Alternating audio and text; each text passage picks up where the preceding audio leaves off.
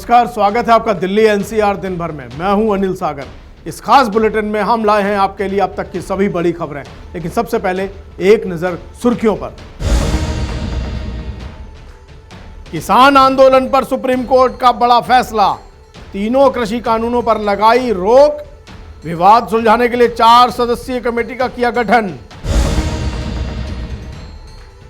Corona vaccine की पहली खेप दिल्ली पहुंची, देश में 16 जनवरी को शुरू होगा सबसे बड़ा टीकाकरण अभियान। दिल्ली समेत 10 राज्यों में पहुंचा बर्ड फ्लू, पोल्ट्री के कारोबार पर पड़ा बहुत बुरा असर, केंद्र ने कहा ना मचाएं हड़बड़ी। वेतन ना मिलने से नाराज नगर निगम कर्मचारियों का फूटा गुस्सा, प्रदर्शन के बाद मेयर के घर पर कर्मचारियों ने फेंका कूड़ा। 26 जनवरी के लिए दिल्ली पुलिस की तैयारी, आईडी कार्ड के बिना नहीं होगी दिल्ली में एंट्री, परेड पास के लिए भी पहचान पत्र है जरूरी। केंद्र सरकार द्वारा लाए गए तीनों कृषि कानूनों पर सुप्रीम कोर्ट ने रोक लगा दी है। सर्वोच्च न्यायालय ने दो टूक कहा कि इस पूरे मामले पर एक 4 सदस्यीय कमेटी बनाई जा रही है और यह कमेटी जो है वो पूरे मामले का अध्ययन करेगी और उसके बाद अपनी रिपोर्ट सर्वोच्च अदालत को देगी।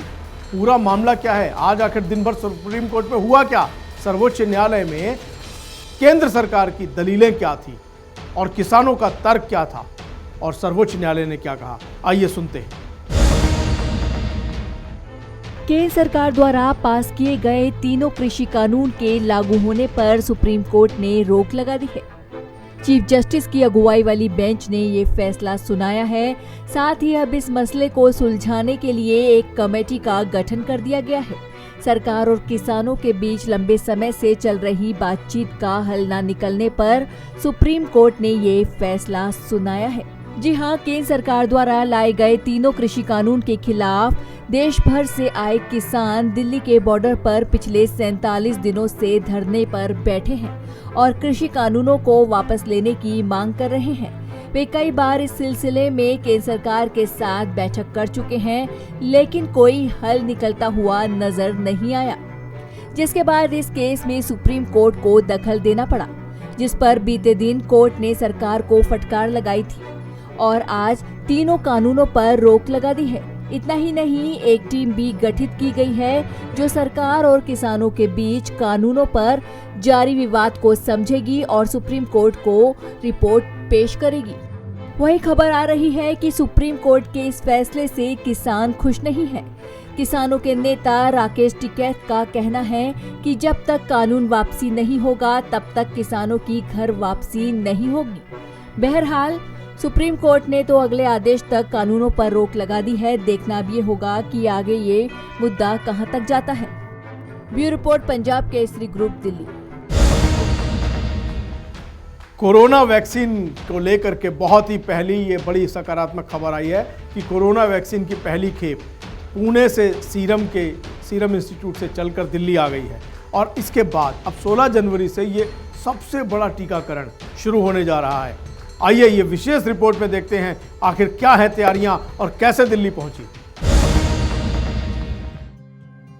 कोरोना के खिलाफ भारत में अब जंग तेज होने जा रही है, क्योंकि सीरम इंस्टीट्यूट द्वारा निर्मित वैक्सीन की पहली खेप सरकार को भेज दी गई है। सीरम ने एस्ट्राजेनेका ऑक्सफोर्ड के साथ मिलकर कोविशील्ड वैक्सीन का निर्माण किया है। सोमवार के दिन भारत सरकार की तरफ से सीरम को 1 करोड़ 1 लाख वैक्सीन की खुराक खरीदने की आधिकारिक पुष्टि की गई थी। बता दें कि वैक्सीन के प्रत्येक खुराक की कीमत 210 रुपए है। बता दें कि आज सुबह सीरम इंस्टीट्यूट ऑफ पुणे से कोविशील्ड की पहली खेप को रवाना कर दिया गया है। ये वैक्सीन 3 ट्रकों में भरकर जा रहे हैं। इस दौरान पुलिस की भारी सुरक्षा भी इन ट्रकों के साथ दिखाई दी। बता दें कि पुलिस की सुरक्षा में वैक्सीन की खेप पुणे एयरपोर्ट के लिए रवाना हुई। रवाना करने से पहले पूजा पाठ किया गया, इसके बाद इन ट्रकों को रवाना किया गया था। बता दें कि एयरपोर्ट पहुंचाए जाने के बाद अब देश के कोने कोने में वैक्सीन की खेप पहुंचाई जाएगी। अपने स्क्रीन पर आप साफ तौर पर देख सकते हैं कि कैसे ट्रकों में वैक्सीन को भेजा जा रहा है। साथ ही इस दौरान पुलिसकर्मी इसकी सुरक्षा में लगे हुए हैं। इस दौरान वैक्सीन से लदे ट्रक के ड्राइवर विक्ट्री साइन बनाकर दिखा रहे हैं। आपको बता दें कि भारत में अब तक केवल 2 वैक्सीनों के निर्माण को मंजूरी दी गई है। इनमें से पहला है सीरम इंस्टीट्यूट ऑफ पुणे द्वारा निर्मित ऑक्सफोर्ड की कोविशील्ड और दूसरी भारत बायोटेक द्वारा निर्मित कोवैक्सीन शामिल है। स्वास्थ्य मंत्रालय की माने तो टीकाकरण को पूरा करने के लिए एक ही व्यक्ति को 28 दिनों के भीतर दूसरी खुराक भी लेनी होगी। इसी के साथ आपको बता दें कि 16 जनवरी से देश में सबसे बड़ा टीकाकरण अभियान शुरू होने जा रहा है, जिसके मद्देनजर ये सारी तैयारियां की जा रही हैं। पंजाब केसरी ग्रुप, नई दिल्ली।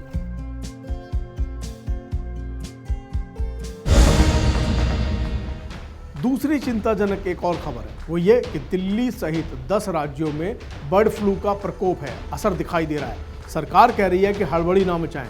हालांकि गाजियाबाद में राहत है, लेकिन अंडे और मांस का व्यापार यानी चिकन का व्यापार बहुत प्रभावित हुआ है। इस खबर पर नजर रखिए। देश में अब तक 10 राज्यों में बर्ड फ्लू की पुष्टि हो चुकी है, जिनमें राजधानी दिल्ली, महाराष्ट्र, उत्तर प्रदेश, मध्य प्रदेश, राजस्थान, गुजरात, हिमाचल प्रदेश, हरियाणा और केरल शामिल है। एहतियात के तौर पर चिड़ियाघर बंद है, वहीं पक्षियों को मारने के भी आदेश दिए जा रहे हैं। बर्ड फ्लू को लेकर सरकार भी अलर्ट पर है। देश की राजधानी में बर्ड फ्लू पांव पसार रहा है, जिसकी वजह से अंडे के कारोबार पर असर पड़ रहा है। कोरोना के बाद अचानक आए इस बर्ड फ्लू ने लोगों को इस कदर डरा दिया कि लोगों ने अंडे खाना कम कर दिया है। इसकी वजह से अंडों की सेल 50 से 60% तक गिर गई है। रिटेल मार्केट में अंडों की डिमांड में आई इसी कमी की वजह से बाजार में अंडों के रेट भी गिर गए, जिसकी वजह से अंडों के होलसेल कारोबारी बेहद परेशान है। कोई रोजगार पे कोई फर्क पड़ता हुआ दिखाई दे रहा है? बहुत फर्क है। तो क्या होता था कि एक दिन में कितना बिक्री हो जाती थी, अब नहीं हो रही? पहले 10 ट्रे अंडा निकल जाता था, इस टाइम में 2 ट्रे अंडा बिकना भारी हो रहा है। तो जिस तरीके से होता है कि सर्दी में लोग बॉयल एग बहुत ज्यादा पसंद करते हैं, आते हैं खाने के लिए। नहीं, बिल्कुल दुकानदारी खत्म है। सर्दी में अंडे लोग काफी ज्यादा पसंद करते हैं, तो इस बार क्या है, आप खाना पसंद कर रहे हैं या नहीं?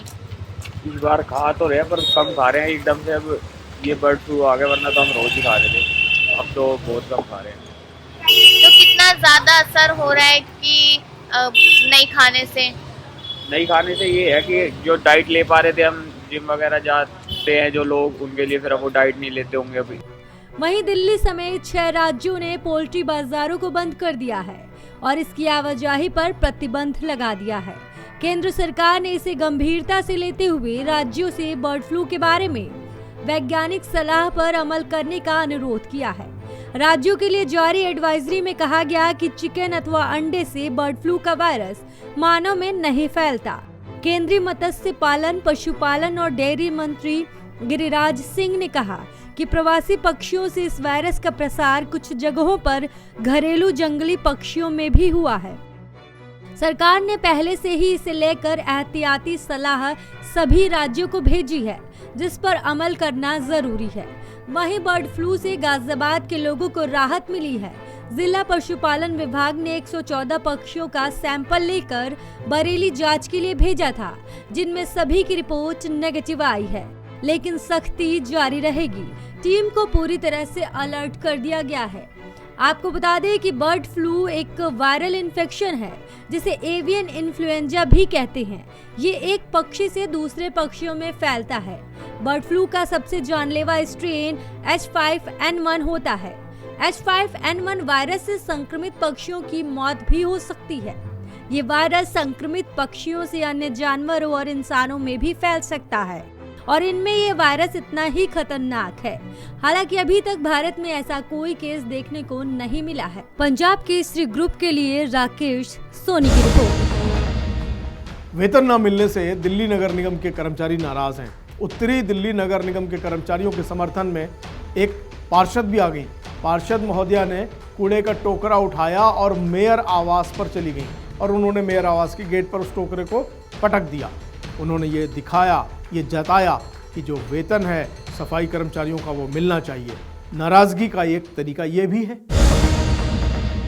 मेयर मुर्दाबाद, मुर्दाबाद, मुर्दाबाद, तीनों मेयर मुर्दाबाद, मुर्दाबाद, मुर्दाबाद। सर पे कूड़े का टोकरा और सैलरी की मांग। ये नजारा है उत्तरी दिल्ली नगर निगम के मेयर जयप्रकाश के घर के बाहर का, जहां सैलरी न मिलने से नाराज नगर निगम के सैकड़ों कर्मचारी प्रदर्शन के लिए सिविल लाइन स्थित मेयर जयप्रकाश के घर के बाहर इकट्ठा हुए। मेयर के खिलाफ नारेबाजी की, सैलरी न मिलने पर गुस्सा जाहिर किया और सैलरी दो के नारे लगाए। एमसीडी मुर्दाबाद, एमसीडी मुर्दाबाद, तीनों मेयर मुर्दाबाद, तीनों मेयर मुर्दाबाद। दरअसल उत्तरी दिल्ली नगर निगम के सफाई कर्मचारी सैलरी न मिलने की वजह से पिछले 5 दिन से हड़ताल पर हैं। सफाई कर्मचारियों की हड़ताल का समर्थन तिमारपुर की निगम पार्षद अमरलता सांगवान ने भी किया। अमरलता सांगवान नगर निगम के सफाई कर्मचारियों, जिनमें महिलाओं की संख्या काफी ज्यादा थी, उनके साथ इकट्ठा हुई और अपने सिर पर कूड़े से भरा एक टोकरा रख लिया। नारे लगाते हुए मेयर के हाउस तक जा पहुंची और कूड़े से भरा टोकरा मेयर साहब के घर के गेट पर पलट दिया। आप देख सकते हैं कि उत्तरी दिल्ली नगर निगम के मेयर जयप्रकाश के पांव के पास कितना कूड़ा पड़ा है। मेयर भी समस्या को लेकर पूरा संयम बरते हुए हैं। इस हड़ताल पर मेयर समेत बीजेपी के सभी निगम पार्षद आम आदमी पार्टी की सरकार को जिम्मेदार ठहरा रहे हैं। इनका कहना है कि निगम के 13,000 करोड़ रुपए दिल्ली सरकार पर बकाया है, जिस वजह से निगम के सफाई कर्मचारियों समेत दूसरे कर्मचारियों को भी सैलरी नहीं मिल पा रही है। वहीं दूसरी तरफ आम आदमी पार्टी नगर निगम पर भ्रष्टाचार का आरोप लगाकर जगह जगह पर मोहल्ला सभाएं कर रही है। फिलहाल सैलरी न मिलने की वजह से नगर निगम कर्मचारियों का गुस्सा 7वें आसमान पर है। निगम कर्मचारियों को समझ नहीं आ रहा कि वो तनख्वाह के लिए किसके पास गुहार लगाएं। ऐसे में अब देखना होगा कि कर्मचारियों के इस प्रदर्शन का क्या असर होता है और कब तक इन लोगों को इनकी सैलरी मिलती है। दिल्ली से अनिल अत्री के साथ संगीता सिंह की रिपोर्ट, पंजाब केसरी ग्रुप।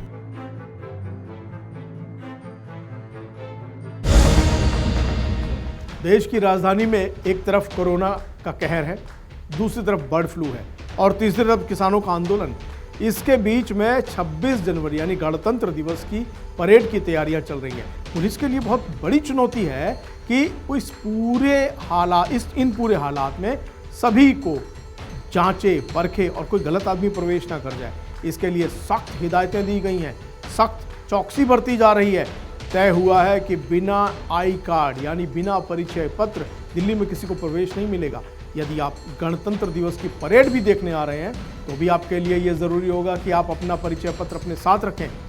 इस खबर को ध्यान से देखें और देखें क्या आप दिल्ली आ रहे हैं, और आ रहे हैं तो क्या ये कागजात आपके पास हैं। जी हाँ, देश की राजधानी दिल्ली में कोरोना, बर्ड फ्लू के खतरे और बॉर्डर पर जारी किसान आंदोलन के मद्देनजर इस साल गणतंत्र दिवस मनाने की तैयारियां चल रही हैं। इस बार की परेड में कई तरह के बदलाव देखने को मिलेंगे। कोरोना संकट को देखते हुए सबसे बड़ा बदलाव ये किया गया है कि इस बार की परेड में सिर्फ 4,000 टिकट ही आम जनता को बेचे जाएंगे। अहम बदलाव ये भी है कि परेड का पास भी आईडी कार्ड दिखाने के बाद ही मिलेगा। मीडिया रिपोर्ट से मिली जानकारी के अनुसार ये फैसला किसान आंदोलन को देखते हुए लिया गया है। सबसे बड़ा बदलाव ये है कि दिल्ली की सीमाओं पर भी पास या फिर परिचय पत्र दिखाना अनिवार्य किया गया है, जिसे दिखाने के बाद ही आपकी दिल्ली में एंट्री मुमकिन हो पाएगी। 26 जनवरी की परेड को लेकर दिल्ली पुलिस आयुक्त SN श्रीवास्तव का कहना है कि पुलिसकर्मी अपना हौसला बनाए रखें। वहीं दूसरी ओर परेड की तैयारियों के बीच सुरक्षा एजेंसियों समेत कई अन्य एजेंसी भी अलर्ट पर हैं। रक्षा मंत्रालय से मिली जानकारी के अनुसार परेड के लिए महज 25,000 पास ही जारी किए जाएंगे। कुल जारी पास में से 4,000 पास आम जनता के लिए हैं, जबकि 3,000 पास गृह मंत्रालय के लिए दिए जाने हैं। बाकी पास अन्य VIP नेताओं को दिए जाएंगे। रिपब्लिक डे परेड का पास आईडी कार्ड दिखाने के बाद ही मिलेगा। आम जनता को पास देने से पहले उनसे परिचय पत्र मांगा जाएगा। कोरोना महामारी और किसान आंदोलन के बीच होने जा रही 26 जनवरी की परेड के लिए दिल्ली पुलिस ने भी लगभग तैयारियां पूरी कर ली हैं। इस बार की परेड में सुरक्षा इसलिए भी बढ़ा दी गई है क्योंकि किसानों ने चेतावनी दी है कि अगर उनकी मांगे नहीं मानी गई तो पूरा देश इस साल 26 जनवरी के दिन जवानों और किसानों को एक साथ देखेगा। ट्रैक्टर परेड की तैयारियां जारी हैं। वहीं किसानों ने इसका ट्रेलर भी सरकार को दिखा दिया है। खाप के किसानों का कहना है कि जितनी देर सरकार हमारी मांगे पूरी करने में लगाएगी उतना ही नुकसान सरकार को झेलना होगा। पंजाब केसरी ग्रुप के लिए संगीता सिंह की रिपोर्ट, दिल्ली।